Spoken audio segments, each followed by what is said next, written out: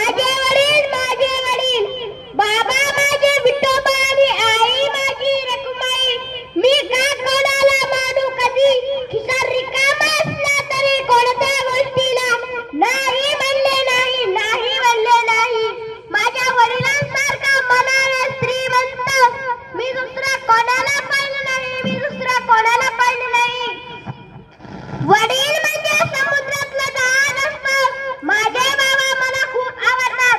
ते फक्त माझेच बाबा नाही तर माझे मार्गदर्शक प्रेरणास्थान आणि आधारस्तंभ आहेत. ते अतिशय मेहनती आहेत. फूल एकदा उमललं की पुन्हा उमलू शकत नाही. एकदा जन्मलो की पुन्हा जन्म नाही. हजारो लोक भेटतील जीवनात पण हजारो चुकांना क्षमा करणारे माझे बाबा पुन्हा मिळणार नाही, पुन्हा मिळणार नाही. बाबा म्हणजे अशी एक व्यक्ती जी तुम्हाला जवळ घेते जेव्हा तुम्ही रडता, जेव्हा तुम्हाला ओरडते, जेव्हा तुम्ही चूक करता, तुमच्या यशाचा आनंद साजरा करतात, जेव्हा तुम्ही जिंकता, तुमच्यावर विश्वास ठेवते. माझ्या वडिलांचे किती कौतुक करावे कळत नाही मला. भाग्य होते म्हणून माझ्या वडिलांसारखे मला वडील भेटले. विचार तू आकार तू माझे स्वप्न करी साकार तू घराचा तू स्तंभ आणि आम्हा सर्वांचा आधार तू. विचाराने सुंदर तू, कर्तृत्वाने पुरंदर तू. आई आहे देवारा तर घरातील मंदिर तू. तुझ्या विना शून्य सारे कारण आयुष्यातले मीठ तू.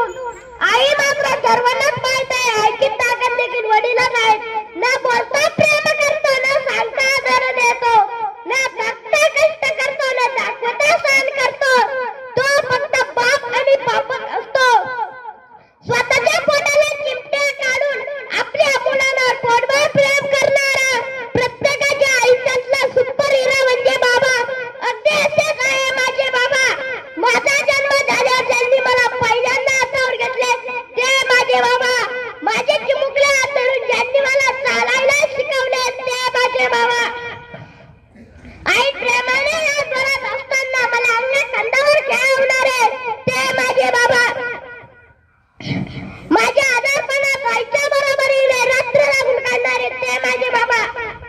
परीक्षेत पास झाल्यावर पेढे आणणारे, स्पर्धेत नंबर आल्यावर कौतुक करणारे ते माझे बाबा.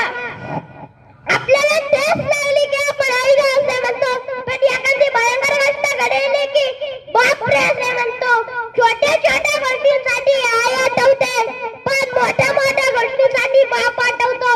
आईने बनवलं, बाबांनी घडवलं. आईने शब्दाची ओळख करून दिली, बाबांनी शब्दाचा अर्थ सांगितला.